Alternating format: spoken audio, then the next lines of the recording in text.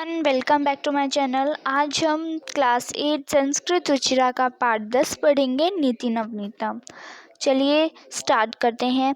प्रस्तुत पाठ मनुस्मृति के कतिपय श्लोकों का संकलन है जो सदाचार की दृष्टि से अत्यंत महत्वपूर्ण है। यहाँ माता पिता तथा गुरुजनों को आदर और सेवा से प्रसन्न करने वाले अभिवादनशील से मनुष्य को मिलने वाले लाभ की चर्चा की गई है। इसके अतिरिक्त सुख दुख में समान रहना, अंतरात्मा को आनंदित करने वाले कार्य करना तथा इसके विपरीत कार्यों को त्यागना, सम्यक विचारोपरांत तथा सत्य मार्ग का अनुसरण करते हुए कार्य करना आदि शिष्टाचारों का उल्लेख भी किया गया है। तो चलिए अब हम श्लोक पढ़ना शुरू करते हैं।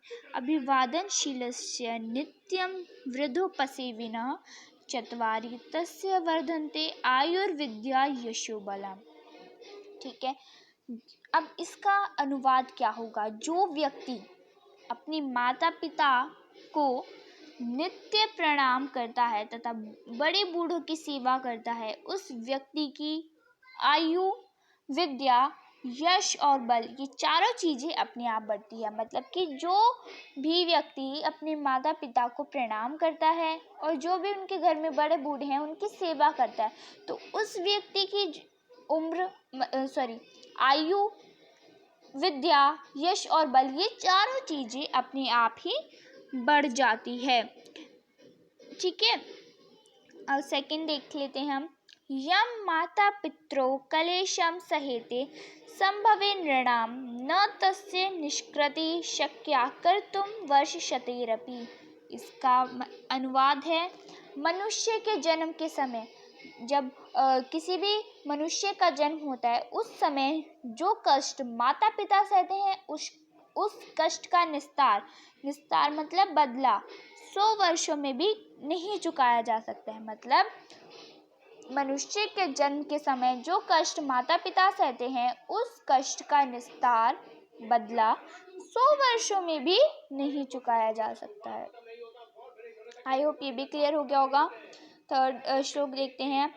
तयो नित्यं प्रियं कुर्यादचार्यस्य च सर्वदा तेषवेव त्रिषु तुष्टेषु तपः सर्वं समाप्यते।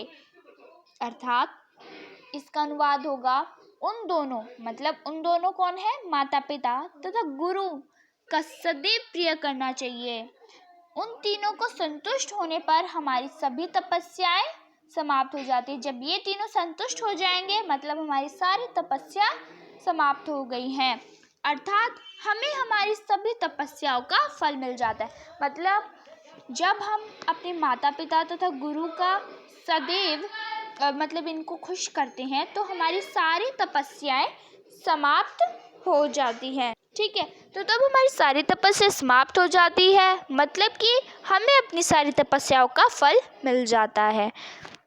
तो इसका अनुवाद लिखेंगे, उन दोनों माता पिता तथा गुरु का सदैव आदर करना चाहिए। उन तीनों को संतुष्ट होने पर हमारी सभी तपस्याएं समाप्त हो जाती है, अर्थात हमें हमारी सभी तपस्याओं का फल मिल जाता है। ठीक है, अब फोर्थ हम देख लेते हैं। सर्वम परवशम दुखम सर्वमातम वशम सुखम द्विद्यात् समासेन लक्षणम सुख दुखियो। अर्थात जब सब कुछ अपने वश में होता है तो सब सोचते कि बहुत अच्छा है, लेकिन जब कुछ भी दूसरों के वश में होता है तो वो हमारे लिए दुख बन जाता है। हमें अपना जो सुख है और जो दुख है वो किसी के ऊपर डिपेंड हमें नहीं करना चाहिए। तो इसका आप क्या लिखेंगे? हमें संक्षेप में सुख और दुख का यही लक्षण जानना चाहिए कि मतलब जब हमारे वश में कोई चीज़ है वो भी सही है और अगर दूसरों के वश में कोई चीज़ है तो वो भी सही है। हम ये नहीं मानना चाहिए कि दूसरों के वश में कोई चीज़ है तो वो दुख है। अर्थात सब कुछ अपने वश में होना सुख है और सब कुछ दूसरों के वश में होना दुख है। हमें संक्षेप में सुख और दुख का यही लक्षण जानना चाहिए। फिफ्थ देखते हैं। यत् कर्म कुर्वतस्य स्यात् परितोषो अंतरात्मना सत्य प्रयत्नेन कुर्वीत विपरीतम तो वर्जयते। अर्थात जिस कार्य को करते हुए, मतलब जो कार्य हम करते हैं, अगर हमारी अंतरात्मा संतुष्ट है तो हमें उससे प्रसन्नता मिलती है। इसके विपरीत मतलब कि अगर हमें कोई कार्य करने में संतुष्टि नहीं है तो हमें उसका परित्याग कर देना चाहिए, मतलब उसे नहीं करना चाहिए। अर्थात जिस कार्य को करते हुए अंतरात्मा को संतुष्टि मिलती है उसे प्रयत्न पूर्वक करना चाहिए।